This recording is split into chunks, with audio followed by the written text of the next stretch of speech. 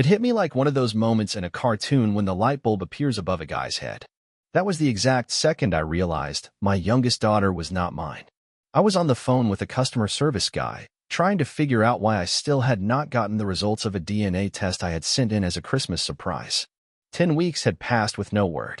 I had ordered it for my daughter as something fun. She had always been into family history. But when I called and gave them all the information, the guy put me on hold. After a few minutes, he came back on and told me the results had been processed. But he could not give me the details. Why not? I asked, feeling confused. If it was processed, why is it not showing up in my matches?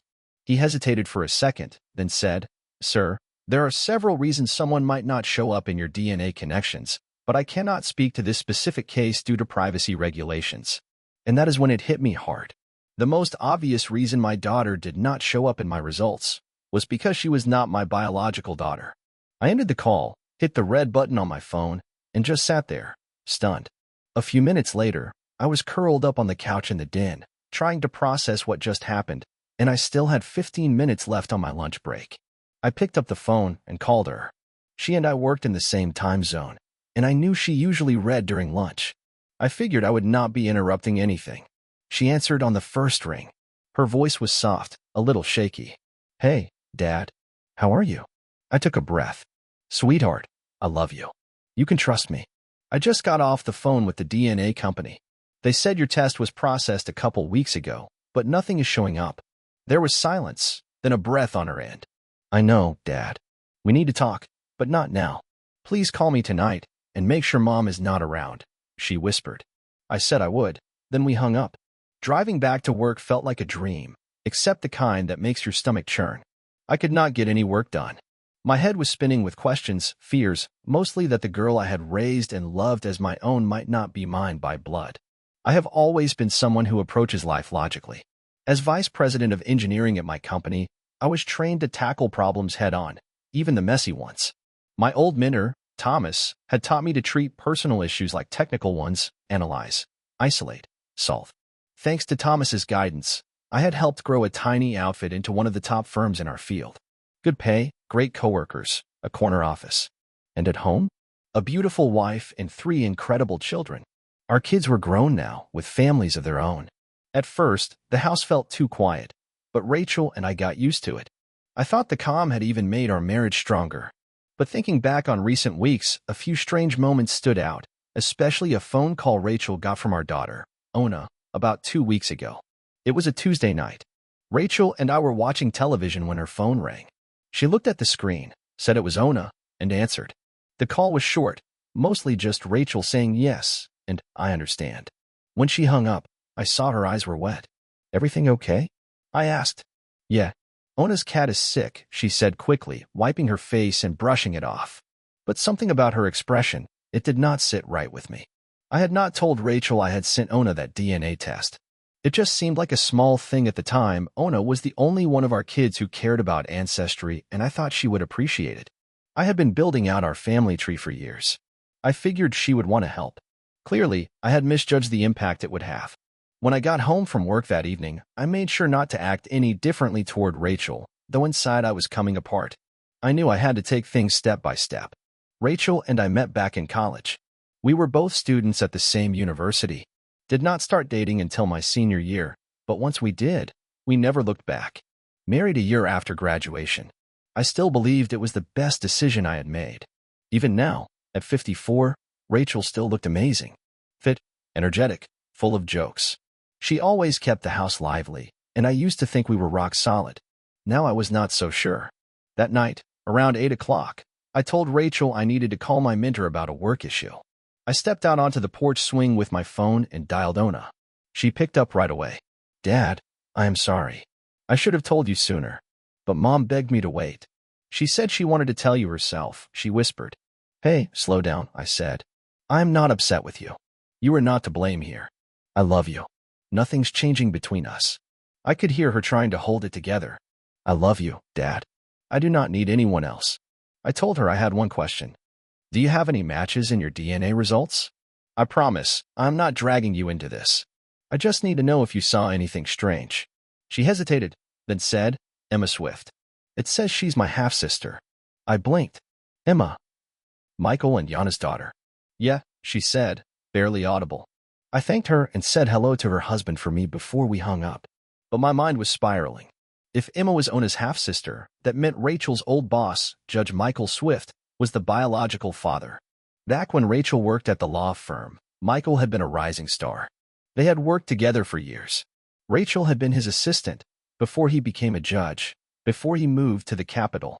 That was 24 years ago. And during all that time, I had no idea. Our families were close. Michael and his wife, Yana, were friends. Our kids called them Uncle and Aunt. I traveled for work a lot back then, and when I did, Rachel would take the kids to their lake house sometimes. I thought nothing of it. I trusted them completely. Now I was questioning everything. Ona's voice pulled me out of my thoughts. She asked what I was going to do next. I told her the truth. I did not know. She told me not to do anything reckless. She said a little foolishness was okay, but do not get yourself arrested, Dad. It was the first time I had even thought about doing something dangerous. But I promised her I would not. I have never broken a promise to my children. I was going to figure this out, but I would do it the right way. First, I had to reassure Ona that our bond was unshakable. Second, I had to find out who Rachel really was behind the mask I had believed in for 3 decades. And third, I needed to file for divorce. But not through the firm Rachel still had ties to. I would find new counsel, one that did not know her, one I could trust. Only after that would I sit down and deal with Rachel directly. That night, the house felt emptier than usual. Rachel kept talking, chattering about TV shows, dinner plans, random things. I think she was trying to distract me, or maybe herself. Maybe she knew the truth was catching up with her. Hard to say for sure. Even though Rachel and I were still sharing the same roof, something between us had shifted. It was like an invisible wall had gone up, and she was making no effort to break it down. About a week after the call with my daughter, I met with a lawyer to get things started. The first guy looked uncomfortable the second I mentioned that Rachel was office manager over at Kieta Law Group. His tone changed, and I could tell he was not going to be any help. So, I moved down my list and landed in the office of a younger attorney named Laura Tallfeather. She looked barely out of law school, maybe in her late 20s, but when I brought up Rachel's position at Kieta, she just smiled and nodded. No flinching, no awkward shifting in her seat. I knew right then, this was the kind of person I needed in my corner. I laid it all out. Started with the DNA test and the gut punch realization that my youngest, Talina, was not mine, but belonged to none other than Judge Makia Swift. Makia Swift of the State Appeals Court? She asked, raising an eyebrow. Yeah, that one, I replied, watching her reaction. She just said, well, this ought to be a story, and we dove into the financial side. We had steady jobs, retirement accounts, health plans, all the usual. Laura suggested we split our shared assets evenly, keep our own pensions, and sell the house so neither of us got stuck in limbo. That would leave us both well off, though I would end up slightly ahead due to my higher income. She asked if I was out for revenge. I told her no, I did not want to wreck Rachel financially, no matter how angry I was. Then she brought up possibly filing something against the judge, said it would be a tougher, messier road. I told her that was my concern. I would handle Makia Swift in my own way. If your wife does not contest it, this could all be wrapped up in 6 months, she explained. But if she pushes back, we might be looking at over a year. I told her I was not rushing anything. I just wanted it done right. With the legal wheels in motion, it was time for what I had been dreading, the confrontation. I waited another week to see if Rachel would come clean on her own. She never did. Saturday night rolled around, what used to be our date night. Normally we would go out for dinner, catch a movie, maybe enjoy some quiet time afterward. But this time, I just could not pretend. I was too sick about it. Rachel did not even question it. Just went through the motions. That told me she knew I had found out. Still, she was good at wearing a mask. But I was done playing along. That night, I took her to a nice French restaurant.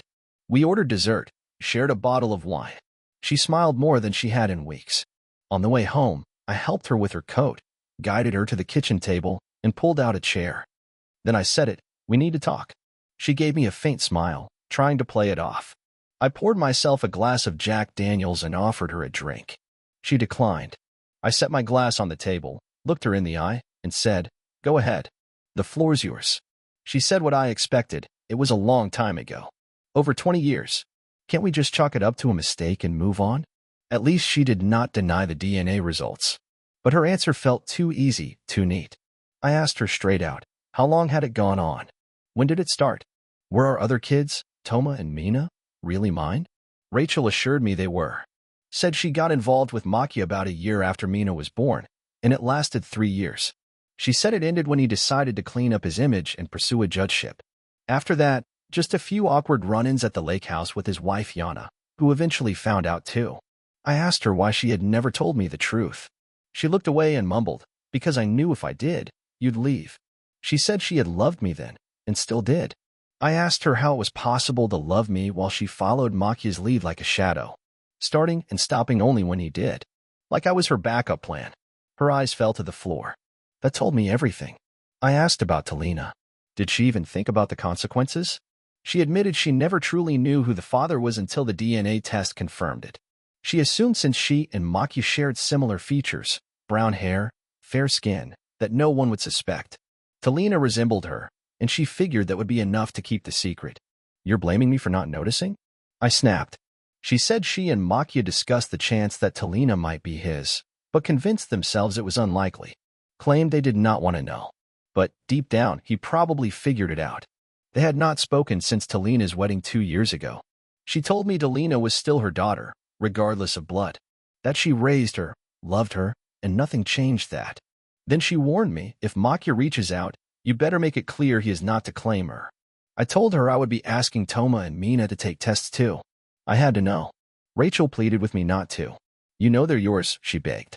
But I could not trust her anymore. Not after this. She looked shaken by my cold tone, and even more rattled by the idea of our kids finding out.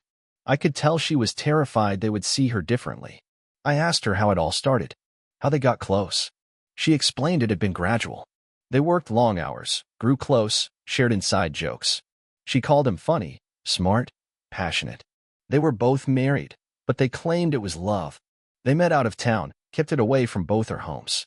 It was all very neat, very planned. She said they had not been intimate since the affair ended. Yana had forgiven her, she added. But I told her I was not sure I ever could. She begged for things to go back to how they were a few weeks ago. You were my loving husband. I was your wife, she said. But I told her flat out, that world was gone. I had spent weeks wondering what I had done wrong, how I had not seen it. And the truth was, I had loved her with everything I had. And she had treated that love like an emergency spare tire, only useful when needed. Rachel cried. In the past, I would have held her. But not now. I went to the family room, turned on the television, and left her alone. That night we slept in the same bed. But I stayed on the edge, as far from her as I could. When she crawled in, her face said it all: shock, hurt, confusion. I did not care. Sunday morning, she made breakfast. I barely touched it. I brought up the divorce. She practically yelled, it happened over 20 years ago. You did not even know. I raised my voice too. A lie is still a lie, Rachel. A betrayal does not have an expiration date. I got up, left my plate half finished, and went outside to mow the lawn. We did not speak again until Wednesday, when she told me Yana Swift was coming to visit that weekend. I was not thrilled. But Yana had been through something similar. Maybe it would help to talk. Yana showed up Friday evening, 2-hour drive from her place. She came alone, no Makia. Dinner was fine, small talk and smiles. But afterward, we moved to the family room with wine glasses in hand. Then she opened up. She talked about the affair like it was ancient history. Calm, measured. But as she spoke, her voice trembled, and tears showed in both her eyes. She said when Makia confessed, she had believed it was long over. He promised it would not happen again. At first, she had been destroyed. But then, Sarah told me something that stuck with me. She said she came to terms with Makia's betrayal because by the time she found out, it was already over. That made it easier to stomach. And honestly, I could understand that. Sarah's no fool. She's not some helpless woman clinging to her man. She's smart, strong. But she also has a way of justifying things to herself, and somehow, it almost sounded like she was defending him. I guess Makia's charm still had its hooks in her. Makia's got a certain pull, doesn't he? She said quietly. I only found out about Talina a few weeks ago, just like everyone else. I am sorry, David. Truly. She never mentioned the private meetings between Rachel and Makia at their lake house. I wondered if she even knew about them. I didn't ask. Honestly, I was too tired to dig. But I did notice something.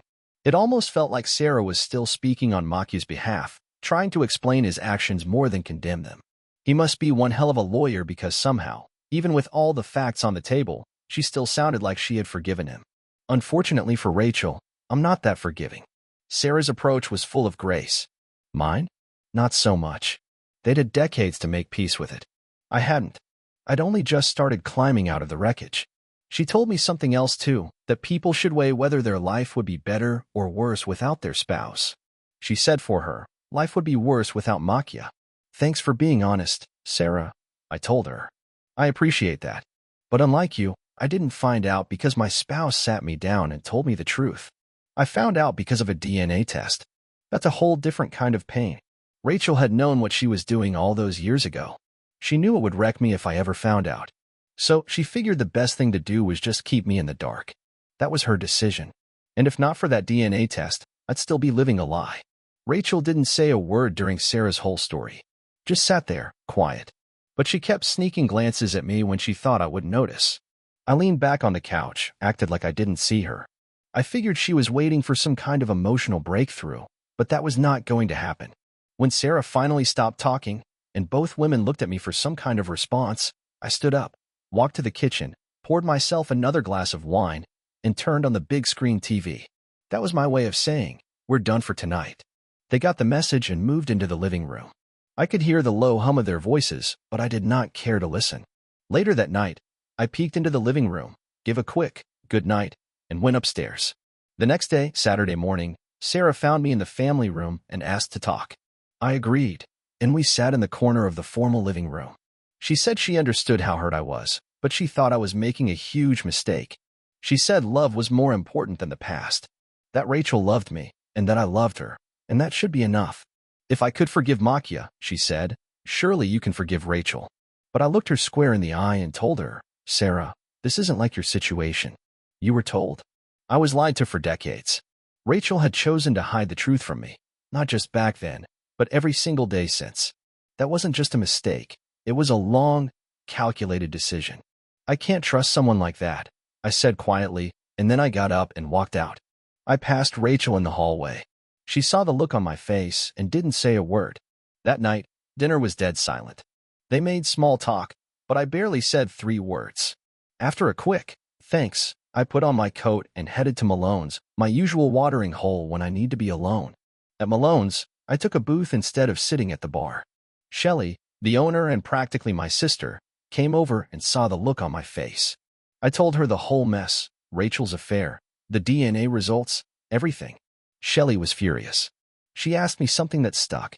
Did she apologize because she's sorry, or just because she got caught? I realized right then, Rachel had never actually said she was sorry for cheating. Only for me finding out. Shelley covered my drinks and called me a cab. She even held on to my keys, bless her heart. When the cab dropped me off, it was close to 2 a.m. Rachel was waiting by the door. She helped me up to the bedroom, pulled off my shoes and socks, and I collapsed fully dressed onto the bed. That was it. Midweek, my son Jonas called.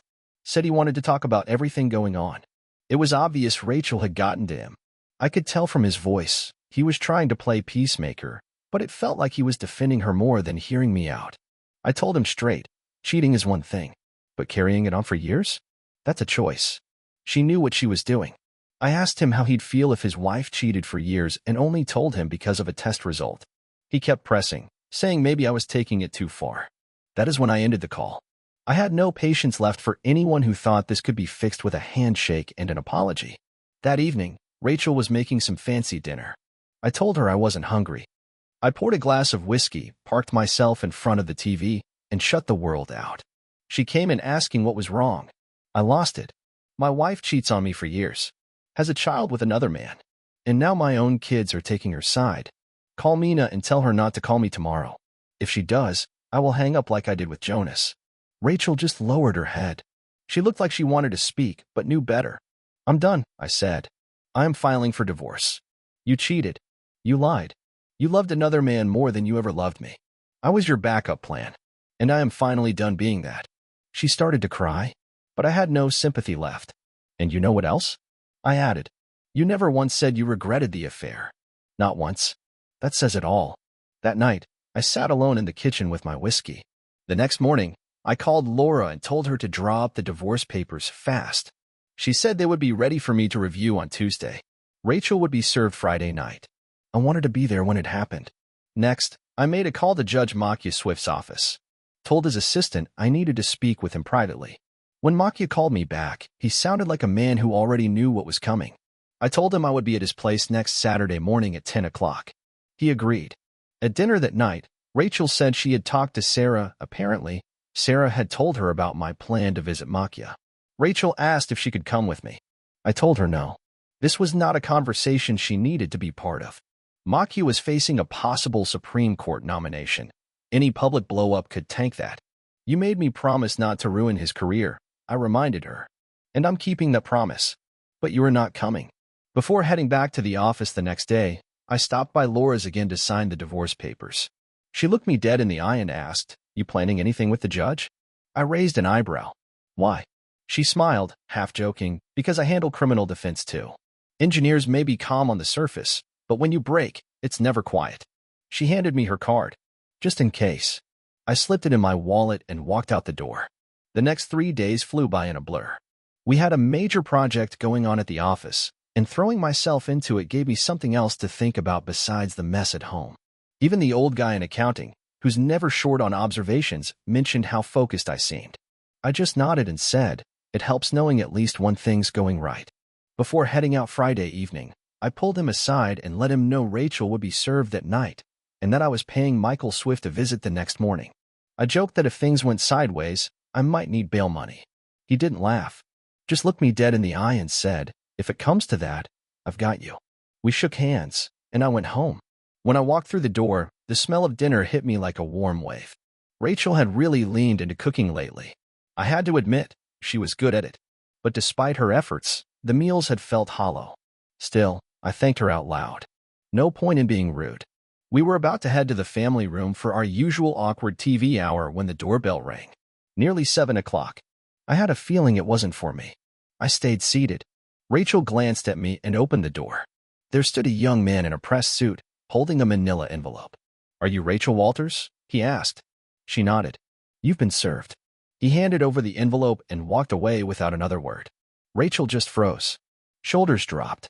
Eyes already watering. I walked past her, shut the door gently, and guided her to the kitchen table. She sat down like someone had just cut the strings off a puppet.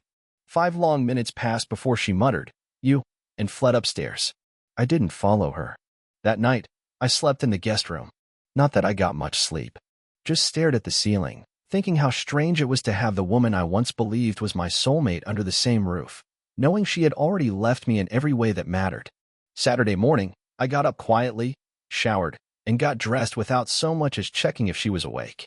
Wore my usual get-up, clean shirt, broken-in Levi's, and the cowboy boots I bought in Dallas. Left early to kill time at a coffee shop near Michael's place. At 10 o'clock sharp, I walked up to the Swift store. Sarah opened it. She looked good, as always, but there was tension in her face. "I'm sorry it's come to this," I said. She didn't speak, just took my hand and led me inside to the room where Michael kept all his memorabilia and framed awards. Michael stood when I entered. "Hey, David," he said. "Hey, Michael," I replied. Sarah quietly stepped out, closing the door behind her. We were 6 feet apart, face to face. Not long ago, I used to think of this man like an older brother. We'd hunted together, fished together, swapped stories by the fire. I once respected him, admired his career. Now, I saw him for what he truly was. "You got my wife's heart, you coward," I said through clenched teeth. "And you get to keep your shiny record because I promised Rachel I wouldn't say a word. And I don't break promises. But you won't be keeping everything." I stepped forward, planted my left foot, and with my steel-toed boot, I drove a kick right between his legs.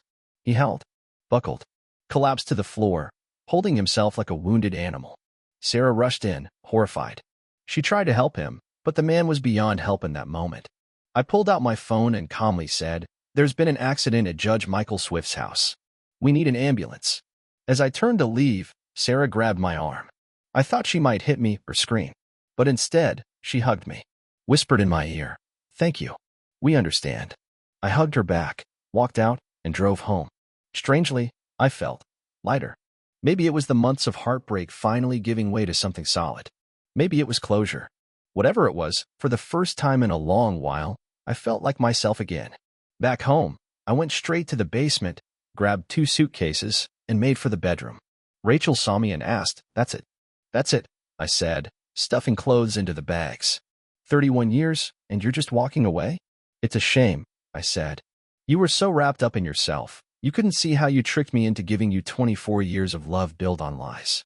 But no, I don't hate you. And believe it or not, I don't hate Michael either. Though I doubt he thinks that now. I looked her in the eye. I'll make peace with John and Kathy someday. You should make things right with Olivia. Those girls are missing out. Sign the papers. Let's be done. I left my lawyer's business card on the kitchen table and told her we didn't need to speak again. She stood there in silence, tears running down her face. I walked out with my bags and packed the car. Just like that, 31 years, over. But here's the kicker. Michael didn't lose everything. Thanks to surgery, they managed to save one of his testicles. Recovery took a while. Sarah called Olivia to try and reach me, since she didn't have my number. Olivia filled me in. The public story? Michael slipped and fell in his office. Media called it a freak accident, but they left out the real impact zone. Still, the sympathy poured in, and somehow, the man's Supreme Court hopes are still intact. Rachel signed the divorce papers within a week. The house is going up for auction. She hasn't reached out. Neither have the kids. Not even a text. No Christmas invitation came. Not that I expected one. Back at work, the old man is officially handing the company over to me this coming year. I'll run it for 7 more years, then collect a hefty retirement and 10% when he sells. That's the plan. I've started dating again. After decades of marriage, I forgot how strange and exciting that can feel. Word of my divorce spread faster than I thought. A few of Rachel's old friends even called, asking if I wanted to catch up. Imagine that. Feels good, if I'm honest. I'm finding my footing, exploring new hobbies, getting outside more. One thing I gave up, though? Genealogy. That DNA test started this whole thing, and to be honest, I am done chasing the past.